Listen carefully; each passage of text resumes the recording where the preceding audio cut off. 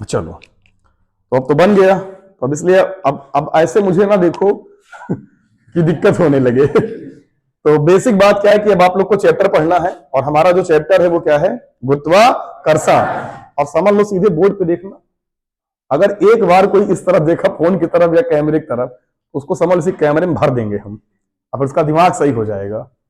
तो इसलिए वहां इधर देखो और समझो, जो हमें पढ़ना है वो समझो। मान लो कि हाँ ये क्लास रिकॉर्ड नहीं हो रही है, आप जैसे रेगुलर क्लास करते हैं अपनी वैसी क्लास करिए, क्योंकि अगर ऐसा आप दिमाग लगाएंगे तो आपकी क्लास खराब हो जाएगी और आप कंसंट्रेट नहीं कर पाएंगे।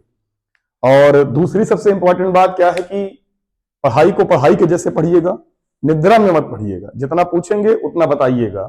आप ऐसा ना हो जाए कि आपको लग रहा हो कि बस आप अब रिकॉर्ड हो रहे हैं, 4 दिन बाद हीरो बन जाएंगे, ऐसा कुछ होने वाला नहीं है आपके साथ। इसलिए आप पूरा दिमाग लगा के जैसे रेगुलर क्लास करते थे वैसे क्लास करेंगे। और दूसरी बात यह है कि पढ़ना आपको आना चाहिए। तो पढ़ना आना चाहिए का मतलब कि जब पूछे तो उसका आप जवाब दीजिएगा। इसका मतलब ये नहीं कि शोर होगा, दिक्कत होगी, ऐसा कुछ नहीं है, क्योंकि ये क्लास फर्जी है।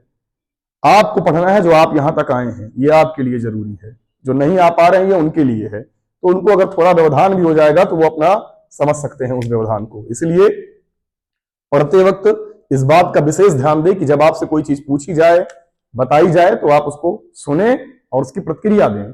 और आप अगर प्रतिक्रिया नहीं देते हैं तो इसका प्रत्यक्ष नुकसान ये होता है कि फिर आपको चीजें कम समझ में आती हैं, हद से ज्यादा कम समझ में आती है, आपका दिमाग यहाँ क्लास में नहीं रहता। और हमेशा याद रखना, जब मेरे जैसा लोग ऐसे बोलते हैं ना, लगातार धारा प्रवाह, तो सुन के इतना अच्छा लगता है कि आप नींद में चले जाते हैं। हाँ, मैं भी चला जाता हूं, तो आप भी चले जाएंगे। अगर मैं सुनता हूं, लगातार सुनूंगा, तो जब मैं कुछ पूछूं तो उसका जवाब दें। और बोल के पढ़ने का अपना एक अलग लाभ होता है, ये हाई स्कूल से आप सीखते चले आए हैं, बार बार मैं कहा हूं। इसलिए क्लास में कुछ भी करिएगा, कुछ भी करिएगा, जो भी पूछेंगे पूरी दुनिया की बात बताई जाएगी, बशर्ते बस एक काम मत करिएगा, आपस में बात मत करिएगा, नहीं आगे बुला के मारेंगे।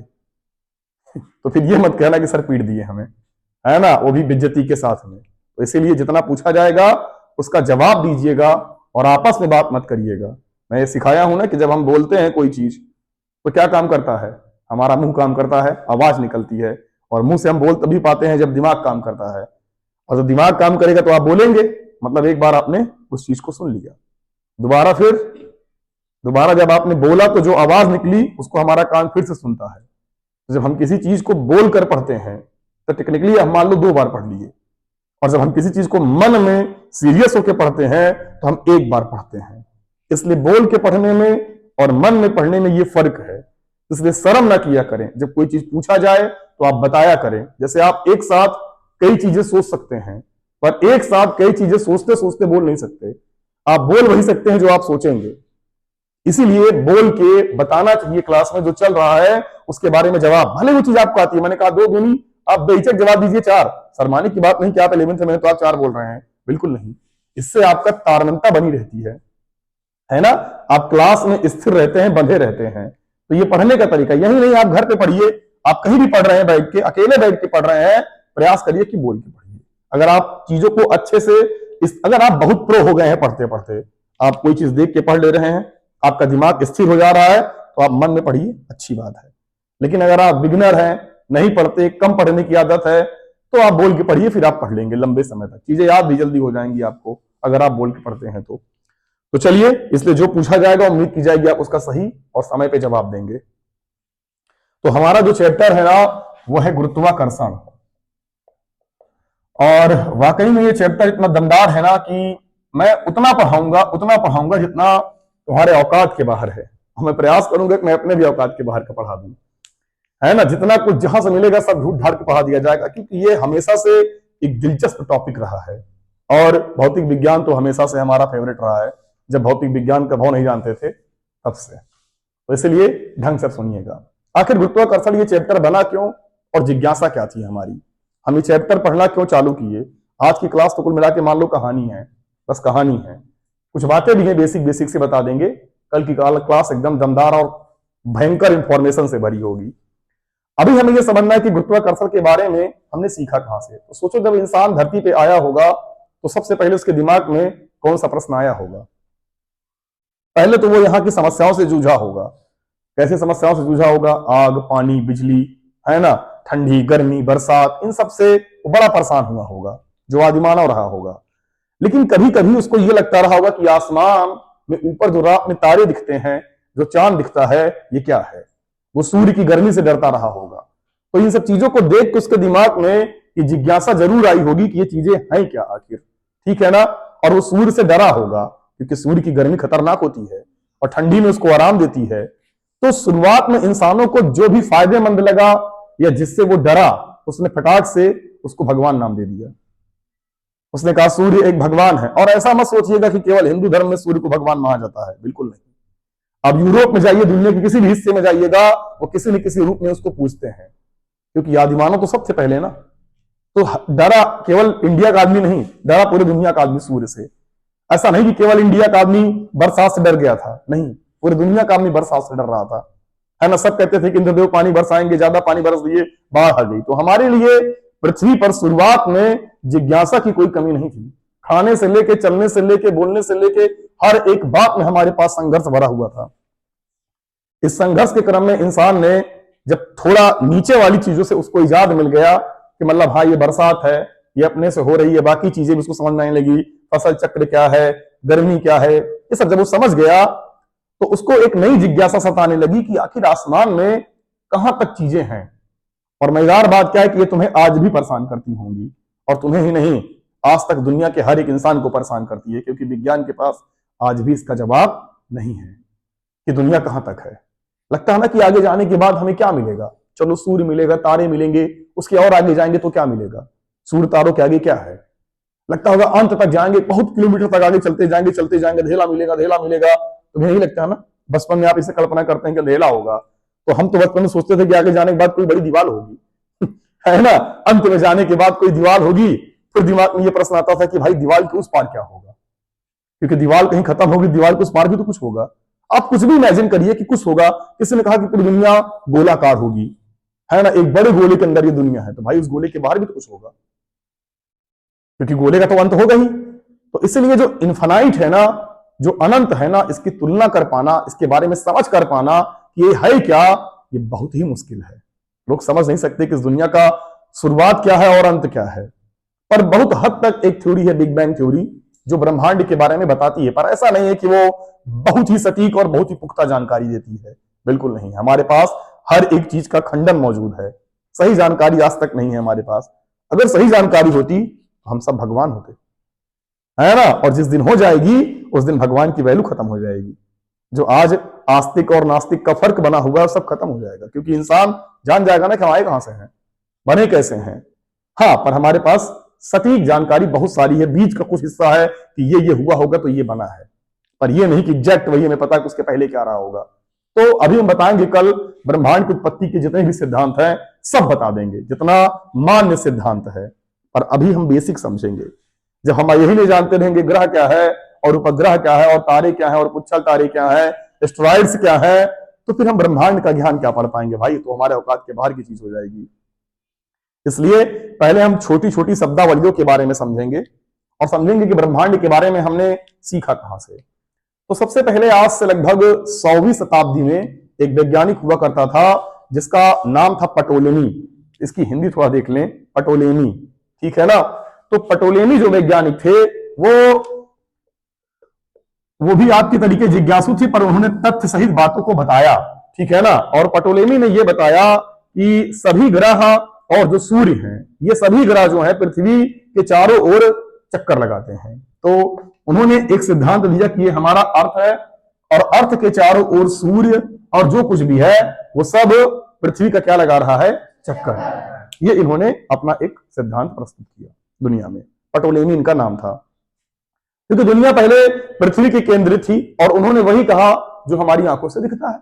अगर आप देखते होंगे तो लगता होगा सूर्य इस तरफ से निकला और इस तरफ डूब गया, अरे पूर्व से निकला और पश्चिम में डूब गया। हमें तो यही लगता है ना। तो क्या लगता है कि सूर्य निकला और डूबा, वो तो बात की बात है, पर दिखता तो यही है। तो जो पटोलेमी को दिखा उन्होंने वही बोल दिया शुरुआत में। उसके बाद कोई नहीं आया।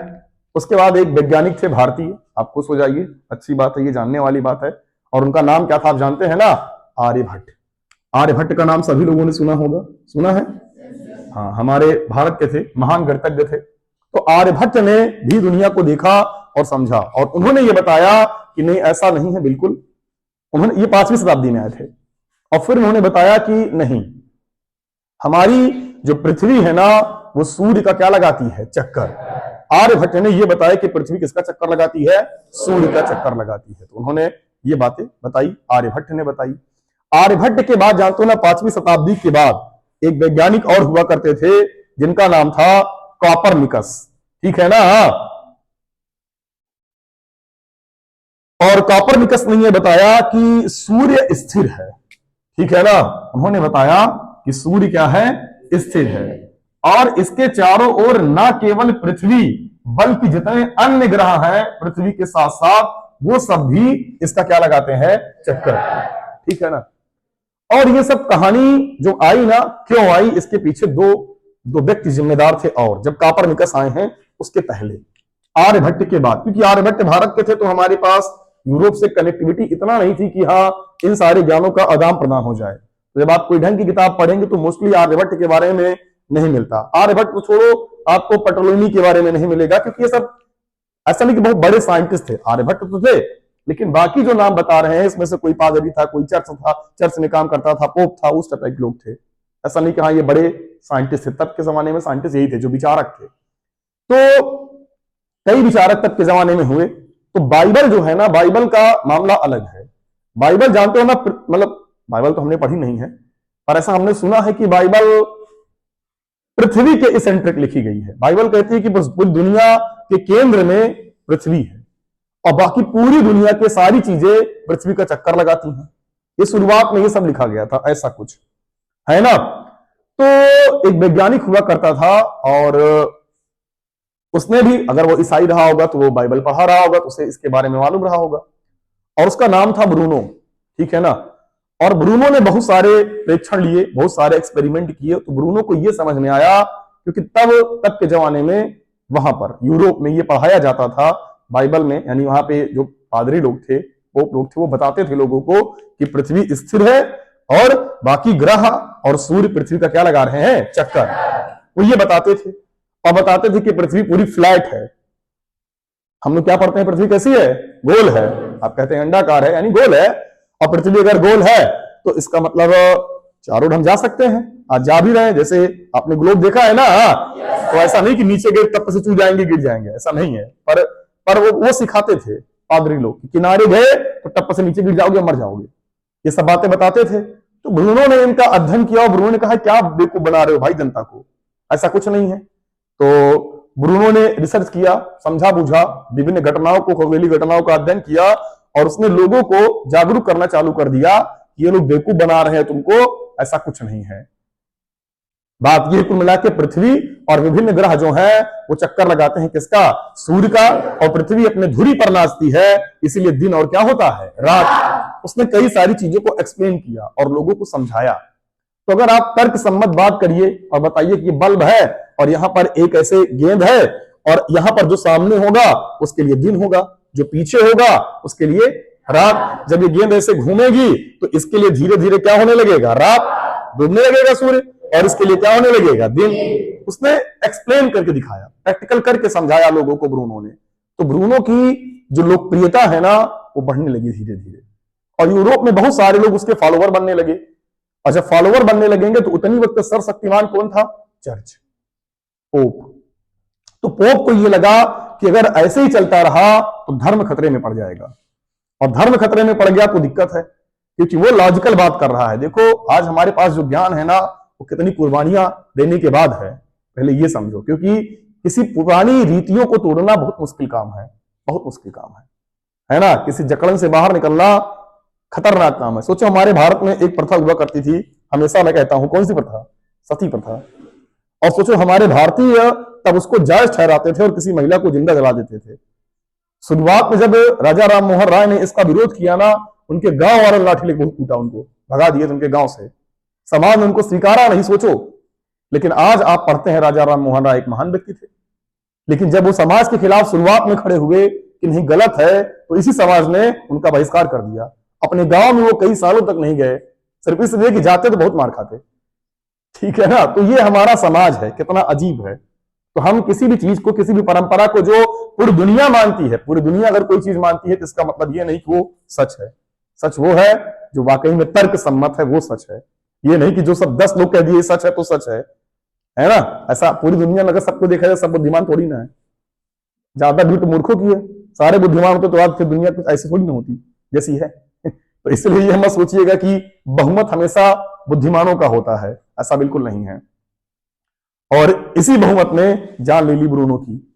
तब के जमाने में इतना तार्किक बात करने वाला व्यक्ति ब्रूनो, जब उसने ये बातें की और उसकी लोकप्रियता बढ़ने लगी, तो उसके खुद के देश से उसका देश निकाला हो गया और वहां से भाग आया, क्योंकि वहां पर फरमान जारी हो गया कि ब्रूनो को पकड़ लाओ, निपटा देंगे। तो ब्रूनो वहां से भाग आया, अपना देश छोड़कर दूसरे देश में गया। और ब्रूनो लॉजिकल व्यक्ति था, मतलब सच के साथ रहेंगे बस चाहे जो हो जाए। तो जिस जगह पे जाता था वो अपने तर्क को लोगों को देता था कि क्या मूर्ख बने हो यार, तुमको एकदम भयंकर चूतिया बना रहा, तुमको दिख नहीं रहा है कि तुमको बता रहा है किनारे जाओ गिर जाएगा, क्या बता रहा है, ये ऐसे होगा, देखो सूर्य से निकल रहा है, इसे डूब रहा है, इस दिमाग के चक्कर लगा रहे हैं। जब तर्क देके लोगों को समझाए, जहां जाए वहीं के लोग उसको क्या बन जाए, उसके दुश्मन। तो उतनी वक्त के जो पोप थे, उन्होंने बकायदा मीटिंग करके उसके खिलाफ, जानते हो ना वारंट से आज जारी करते हैं, वैसे उसके खिलाफ जारी किया गया एक पत्र, कि हर जगह पे हर राज्य में भेजा गया कि ब्रूनो जहां पकड़ा जाए उसे निपटा दिया जाए या देश से भगाया जाए। तो ब्रूनो भटकने लगा देश छोड़ छोड़ के अलग अलग देश में। मैं कहानी क्यों सुना रहा हूं ब्रूनो की मालूम है? ये अफसोस है हमारे हमारे हमारे समुदाय का, टीचरों के और किताब लिखने वालों के, क्योंकि इन लोगों ने, किसी ने ब्रूनो के बारे में किसी किताब में नहीं लिखा है। आप अपने 12th की किताब उठाइए, ब्रूनो का कहीं नाम नहीं मिलेगा, ठीक है ना। बस ये 3-4 नाम लिख दिए हैं एक एक लाइन में, बाकी लिख दिए। भाई जिसने विज्ञान के लिए इतनी बड़ी कुर्बानी दी उसका नाम ही गायब है, ठीक है ना। आज जो आप देख रहे चंद्रमा चले गए, मिशन मंगलयान लेके चले गए, उसमें उसी का योगदान है, उसने खुल की ये बात की थी, ठीक है ना। लेकिन सोचो आज हमारा विज्ञान भुला दिया, एक दिन भुला दिए जाएंगे आप भी, ऐसे ही जो इतना महान काम किया भुला दिया गया, आप तो सन्नाटे में निकल जा रहे हैं। तो हाँ समझिए फिर क्या हुआ। तो भागने लगा, अपना घर छोड़ छोड़ के भागने लगा। एक बंदा था, उसका नाम मुझे नहीं याद आ रहा है, इटली का था, इतालवी का कुछ नाम था क्या, शायद एग्जैक्ट मुझे नाम नहीं याद है उस लड़के का, ठीक है ना। उस समय वो मिला ब्रूनो से, और चूंकि वो जानता था कि ब्रूनो थोड़ा अच्छे विचारक हैं और आधुनिक विचारक हैं, इनकी सोच थोड़ा आधुनिक जमाने की है, तो उसने ब्रूनो को बताया कि अगर आप हमें पढ़ा दीजिए, हम आपसे शिक्षा ग्रहण करना चाहते हैं, मतलब आपके चेले बनना चाहते हैं। कुल मिला के वो ऐसी बातें रखा, क्योंकि किताबें हैं तो अब के जमाने में ना हम वहां गए थे देखने, ना आप गए थे देखने, बस ये कहानियां हैं, जैसा लोग बताते हैं वैसा हम जानते हैं इसके बारे में। तो अब वो क्या कह के उनको कन्विंस कर लिया ब्रूनो को, और युवा के चला गया इटली। और उनसे उसके बाद ऐसा कहते हैं लोग कि उसने उसे पढ़ना चालू कर दिया। कुछ दिन तक ब्रूनो ने उनको पढ़ाया समझाया, फिर उसने ब्रूनो के ऊपर ये इल्जाम लगा दिया कि तुम हमें वो सारे ज्ञान नहीं देते हो। उसे एक बहाना चाहिए था कुल मिला के ब्रूनो को फंसाने का। लोग ऐसे कहते हैं कि ये एक ट्रिक थी, क्योंकि पोप लोग उसे पकड़ नहीं पा रहे थे कि कहां चला गया, भाग रहा था, क्योंकि देश देश भाग रहा था वो। तो उन लोगों ने मतलब ट्रिक से उसे बुलवाया पढ़ने के नाम पे कि हाँ आप बड़े पॉपुलर हैं, प्लीज सर हमें पढ़ा दीजिए, हम जानते हैं आपकी किताबें छपी हैं पूरे यूरोप में, आपको लोग जानते हैं। ऐसे करके मसाला लगा के उन्हें बुला लिया और कुछ दिन तक पढ़ा, और उसके बाद उसने झूठा आरोप लगा दिया कि आप हमें वो सारा ज्ञान नहीं देते जो आपको आता है, आप हमें कुछ छिपा के पढ़ा रहे हैं, ये वो करके। और तुरंत उसने क्या किया, ये सूचना किसको दे दी, वहां के पोप को। डायरेक्ट देता तो नैतिकता का अभाव होता है, नैतिकता की बात आती, देखो हम तुमको पढ़ाने चले आए और तुम हमको फंसा दिए। उसने कहा अगर ऐसे न कह के हम ऐसे कह दें कि तुम हमको पढ़ाते नहीं अच्छे से, फिर फंसा दें, तो कोई दिक्कत नहीं होगी। ऐसा लोग कहते हैं, जो भी हुआ हो मुझे नहीं पता, लेकिन कुछ ऐसा हुआ और उसने पकड़वा दिया ब्रूनो को, और ब्रूनो को पोप लोग पकड़ ले गए। पकड़ के ले जाने के बाद चाहते तो तुरंत निपटा देते, और तुरंत निपटाए नहीं। क्यों? क्योंकि अगर दुश्मन दमदार होना और तुरंत मार दोगे, या आदमी अगर दमदार हो, जैसे अगर आप लॉजिकल बात करते हैं, अच्छी बातें करते हैं, पढ़ाकू हैं, समझदार हैं, और आप कि किसी से लड़ाई हो जाए और आपको कोई मार दे तो कायर कहलाएगा ना। या अभी अगर वर्तमान परिप्रेक्ष्य में या इतिहास में देखा जाए, अगर कोई सरकार के खिलाफ खड़ा हो जाए और सरकार उसको मार दे तो फिर वो अमर हो जाएगा, और गलत साबित करके मार दे तब तो फिर उसका अंत हो जाएगा, और बुरी तरीके से अंत होगा। तो पोप लोग चालाक भी थे, उन्होंने कहा अगर ये ब्रूनो आके सबके सामने ये स्वीकार ले कि मुझसे गलती हो गई और पृथ्वी वाकई में चपटी है, और सब पूरी दुनिया, पूरे सूर्य, पूरे तारे, पूरे चंद्रमा, जितने कुछ भी है सब इसका चक्कर लगाते हैं पृथ्वी का, तो इसको छोड़ देंगे। तो उसको बार बार कन्विंस करने लगे कि तुम आओ और जनता में आके ये बात कहो तुम। ब्रूनो तो ब्रूनो था ना, तो खतरनाक था, उसने कहा ना, हम नहीं कहेंगे, यही होता है। ठीक है ना, जो सच है वो सच है, तो तुमको भी दिखा दें कैसे होता है। ठीक है ना, तो लोग बोले साला बड़ा ढीठ आदमी है, इनको जेल में रखो, 4 दिन बाद ममरकी ठीक हो जाएगी, है ना। और ब्रूनो को लेकर लाद के काल कोठरी में भर दिए एकदम अंदर। इसको साले को धूप में निकलने दो, ऐसे कोठरी में रखो कि जहां पे पानी भी चुए और जहां पे धूप भी आए अंदर, गर्मी बरसात ठंडी सब कुछ झेले साला। ऐसे करके ब्रूनो को रख दिए, लगा आज नहीं कल तो टूटेगा ना, और तब आके सामने सबके बात ये मानेगा। और ब्रूनो तो भैया ब्रूनो था, उसने कहा भाई मर जाएंगे पर सच के अलावा हम कुछ नहीं बोलेंगे। 8 साल तक जेल में रखे थे उसको, ब्रूनो को। लेकिन 8 साल के बाद जब ब्रूनो को छोड़ा गया, बाहर निकाला गया, तो बोला गया अब क्या कहते हो, बोलोगे? उसने कहा क्या, यही कि पृथ्वी गोल है और पृथ्वी चक्कर लगाती है सूर्य का, और पृथ्वी अपनी दूरी पे घूमती है, बाकी ग्रह भी लगाते हैं चक्कर। बोले साला अभी भी नहीं सुधरा। बोले एक काम करो, इसको ऐसी मौत दो कि एक नजीर बन जाए। उसके खिलाफ बहुत सारे आरोप लगाए गए, कितना 85 या 55 पेज के आरोप थे, पैराग्राफ के, इतने आरोप लगा दिए। सोचो एक वैज्ञानिक के ऊपर, क्योंकि वो तर्क सम्मत बात करता। सोचो विज्ञान कितनी कुर्बानी लेके आगे आया है। और फिर उसको पकड़ के ले गए चौराहे पे और लटका के फूंक दिए सबके सामने, बीच चौराहे पे जिंदा। तो हमारे इतिहास में ये गलतियां की हैं, सोचो। और तब के जमाने में अगर इतने प्रोग्रेसिव सोच के व्यक्ति मरा ना होता और उसे मौका मिला होता और आगे आने का, तो शायद एक न्यूटन और होता दुनिया में, वो होता ब्रूनो। वो क्या बता के जाता, लेकिन बस इतिहास ने देखो क्या किया, इतना खतरनाक कांड कर दिया। पर क्या करोगे, ब्रूनो खत्म हो गया, पर ब्रूनो की किताबें लग गई लोगों के हाथ, क्योंकि ब्रूनो ने चीजों को लिखा था, ब्रह्मांड के बारे में बहुत कुछ लिखा था। और एक किताब खसक के पहुंच गई एक व्यक्ति के पास जिसका नाम था गैलीलियो। और गैलीलियो के जमाने में आविष्कार हो चुका था दूरदर्शी का। ठीक है ना, तो गैलीलियो ने क्या किया, ब्रूनो की किताबों को पढ़ा, उसके विचारों से वो प्रभावित था। और उसके बाद गैलीलियो ने, क्योंकि उसके पास तो अब और उपकरण थे, वो सीधे दूरदर्शी लिया और जूम करके देखा कि ले भैया ये रहा चांद, ये रहा तारे, ये रहा सूर्य। और थोड़ा वो दूरदर्शी इस प्रकार भी था कि वो अन्य ग्रहों के बारे में ढंग से अध्ययन किया, क्योंकि उसके पास क्या था, दूरदर्शी। क्योंकि उतनी वक्त जानते हो ना, दा विंची ने लेंस का निर्माण कर दिया था, और जब लेंस का निर्माण हो गया था तो दूरदर्शी बनाना क्या हो गया, आसान। तो गैलीलियो भी वही बात करने लगा जो कौन बात करता था, ब्रूनो। अब फिर से पोप कहे साला क्या यार जिंदगी झंड करके रख दी है, ये साला पागल फिर से क्या आ गया दुनिया में। फिर उसके बाद क्या किया वो लोग, पकड़ के लाए किसको, गैलीलियो को।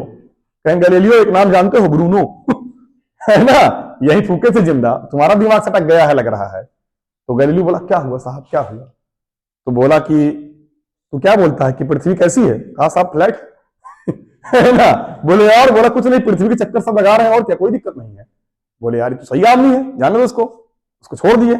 लेकिन वो हरामी था है ना। और वहां छूटा, बाहर जाने के बाद फिर सबको भाई साहब पृथ्वी गोल है ना, और सब चक्कर लगा रहे हैं, आओ हम तो तुमको दिखाएंगे भी, ये देखो चंद्रमा ऐसे दिखता है ना, मंगल ग्रह ऐसे दिखता है, हम दूरदर्शी से दिखाएंगे तुमको। तो लगा यार, फिर ये खबर फिर से पहुंची गुप्तचरों के द्वारा, उनके चमचों के द्वारा, कि भैया तू छोड़ दे, बाहर फिर कांड कर दे। बोले अब की बार साले को छोड़ेंगे तो ना, है ना। दोबारा फिर पकड़ा गया गैलीलियो को। बताना गैलीलियो चालाक था, उसने कहा साहब गलती हो गई बोले साले कितनी गलती करोगे तुम, इसको ले चलो अंदर बंद करो। तो गैलीलियो को ले गए उनके मित्र का कोई एक बड़ा सा, जैसे आज के जमाने में विला होता है, रिजॉर्ट होता है, वो तब के जमाने में इसकी कोई संकल्पना नहीं थी, पर बड़ी जगह थी, ले गए उसको, सिम बंद करके पैक कर दिए आजीवन। बोले साले इसी में रहो, इसी में पढ़ो, इसी में पड़े रहो, खाते पीते मर जाओ, लेकिन बाहर तुमको नहीं आना है, तुमको मारेंगे तो नहीं, लेकिन ये जान लो कि तुमको बाहर ना आने देंगे। तो इसकी सजा गैलीलियो ने भी भुगती, और गैलीलियो को लाइफ टाइम के लिए जेल के अंदर मालो डाल दिए। तो पूरी जिंदगी जेल में बिता लिया।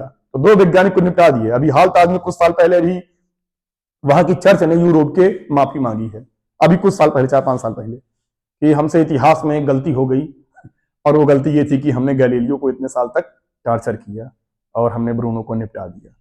तो अब समझ में आया, सोचो पहले कितने प्रोग्रेसिव हैं ये लोग।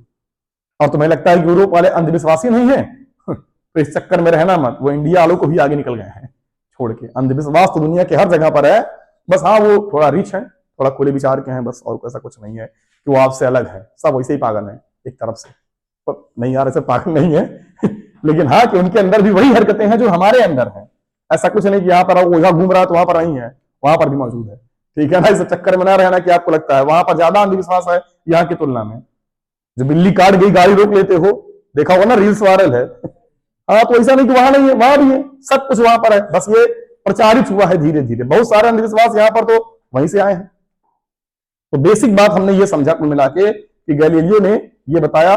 लेकिन ये चीजें चलती रही। इसके बाद अनेक वैज्ञानिक आए, फिर धीरे धीरे बताया ना कि भारत की खोज के लिए उधर से वास्को डी गामा आया और अनेक चीजें आए, समुद्री यात्राएं पॉसिबल होने लगी, फिर दुनिया पैसे की हो गई, फिर राजाओं ने बहुत सारे कांड किए, फिर पोप वहां पे पादरी कमजोर होते गए, फिर वहां पर पुनर्जागरण हुआ, है ना, नवजागरण हुआ, दुनिया भर की चीजों के चक्कर में इतिहास पूरा बदल गया और विज्ञान ने बहुत सारे कारनामे फिर किए। और आज तो विज्ञान की ही वजह से आप जिंदा है। न जाने का आप खाने से लेके, कपड़े से लेके, चलने से लेके, बोलने तक के हर एक चीज में विज्ञान आपके साथ में है।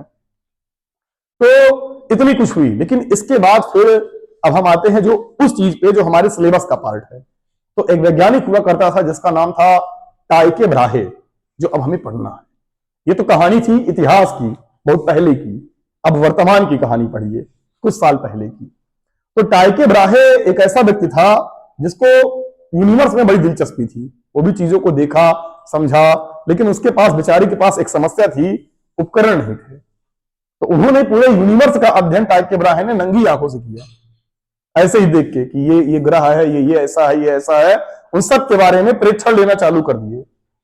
और गजब की बात है कि टाइके ब्राहे 20 साल तक प्रेक्षण लिए। अपनी जिंदगी के 20 साल तक उन्होंने अध्ययन किए सिर्फ ग्रहों को देख देख के।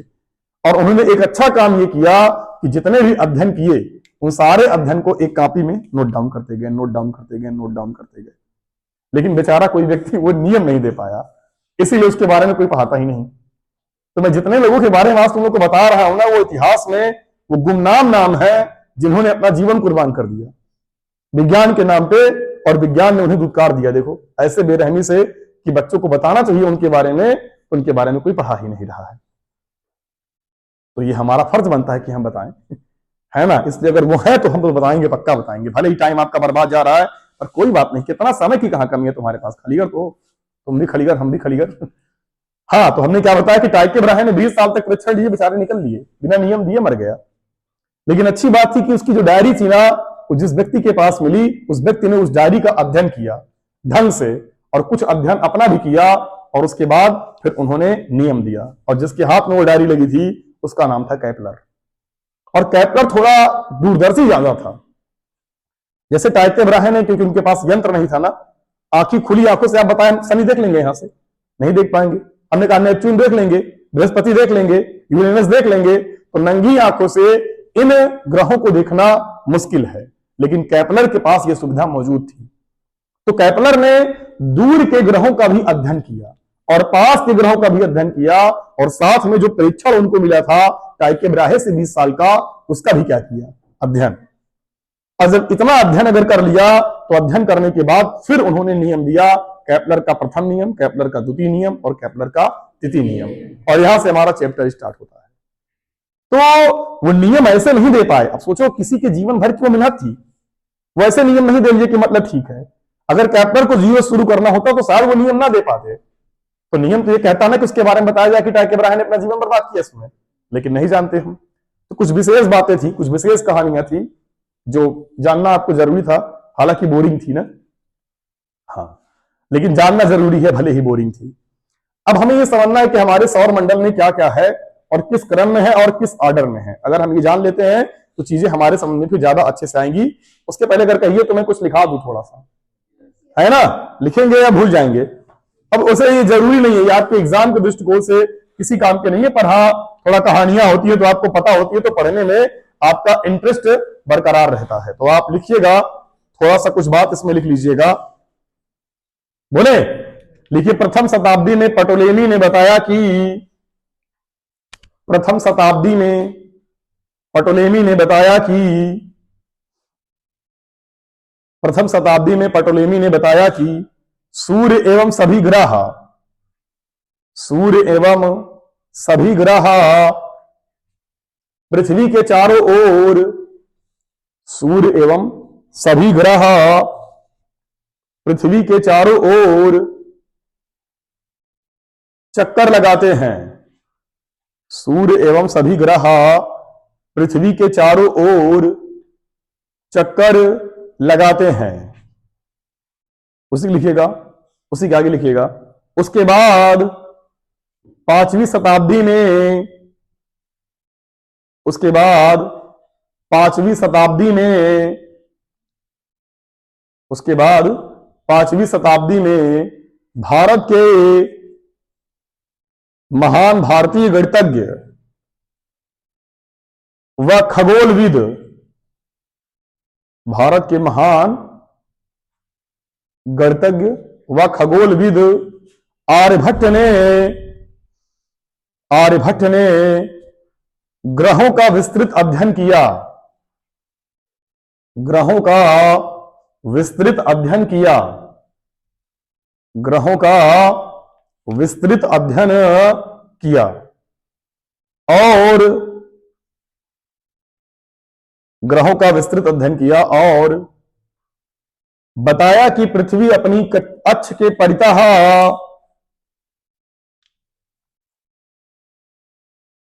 घूर्णन गति, पृथ्वी अपने अक्ष के परितः घूर्णन गति और सूर्य के चारों ओर वृत्ताकार पथ पर, सूर्य के चारों ओर वृत्ताकार पथ पर, वृत्ताकार पथ पर गति करती है। क्या हम तेज बोल रहे हैं? हाँ, सही है ना? तो वृत्ताकार पथ पर गति करती है। अब इसके बाद जानते हैं ना, आपको हमने बताया कि 2 वैज्ञानिक और आए थे, ठीक है, गैलीलियो और ब्रूनो, ठीक है ना? इनके बारे में भी आप लिख सकते थे, पर ठीक है, आगे लिखिएगा। उनकी कहानी आपको मालूम चल गई है। बोले, देखिए, इसके लगभग 1000 वर्ष बाद, देख रहे हैं, लंबा समय गैप, इसके लगभग 1000 वर्ष बाद, इसके लगभग 1000 वर्ष बाद कॉपरनिकस ने, इसके लगभग 1000 वर्ष बाद कॉपरनिकस ने, किसने? कॉपरनिकस ने बताया कि सूर्य स्थिर है, बताया कि सूर्य स्थिर है और न केवल सूर्य स्थित है, स्थिर है, और न केवल सूर्य बल्कि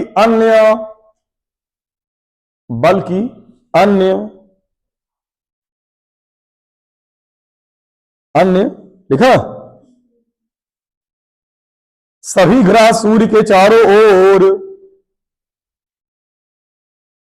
सूर्य के चारों ओर वृत्ताकार कक्षा में गति करते हैं, वृत्ताकार कक्षा में गति करते हैं, चारों ओर वृत्ताकार कक्षा में क्या करते हैं? गति करते हैं, ठीक है? तो ये किसने बताया था? कॉपरनिकस ने, ठीक है ना? उसके बाद एक वैज्ञानिक आया, टाइके ब्राहे, है ना? लाइन बदल कर लिखिएगा, टाइके ब्राहे ने लगभग 20 वर्षों तक खगोलीय प्रेक्षण लिए, 20 वर्षों तक खगोलीय प्रेक्षण लिए, परंतु 20 वर्षों तक खगोलीय प्रेक्षण लिए, परंतु उन्होंने कोई निष्कर्ष नहीं निकाला। 20 वर्षों तक खगोलीय प्रेक्षण लिए, परंतु उन्होंने कोई निष्कर्ष नहीं निकाला, परंतु उन्होंने कोई निष्कर्ष नहीं निकाला, परंतु उन्होंने कोई निष्कर्ष नहीं निकाला, ठीक है? तो उन्होंने कोई निष्कर्ष नहीं निकाला, इस पे 20 वर्षों तक उन्होंने प्रेक्षण लिए थे। देखिए उसके आगे, उनके सहयोगी केपलर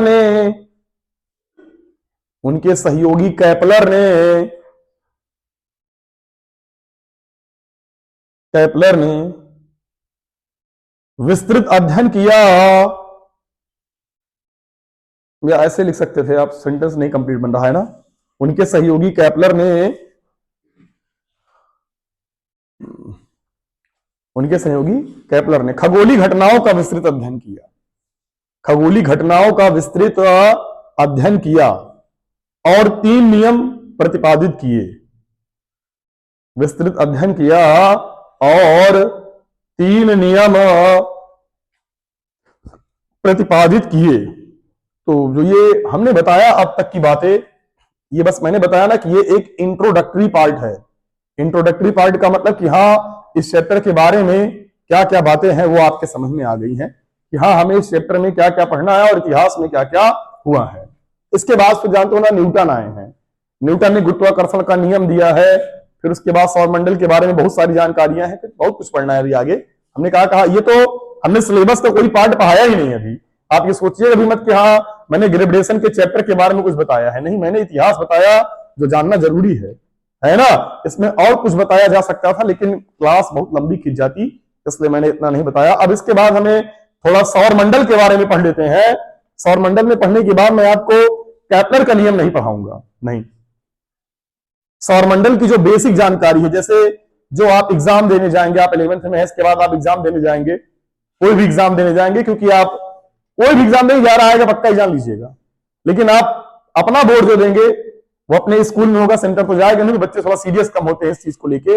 लेकिन आगे जाने के बाद यहां से प्रश्न आते हैं, जैसे पूछ लिया आपसे कि बताइए सबसे गर्म ग्रह कौन सा है, सबसे चमकीला ग्रह कौन सा है, या पूछ लेगा द्रव्यमान के बढ़ते क्रम में लिखिए, ग्रहों के द्रव्यमान के घटते क्रम में लिखिए, या ऐसी बहुत सारी हमारे सौरमंडल के बारे में जानकारी है जो एसएससी जैसे एग्जामों में 1 लाइनर में प्रश्न आते हैं। तो वो पहले हम इसको कर लेंगे और उसके बाद फिर चैप्टर का जो आगे का हिस्सा है वो हम लोग कवर करेंगे, है ना। देखते हैं।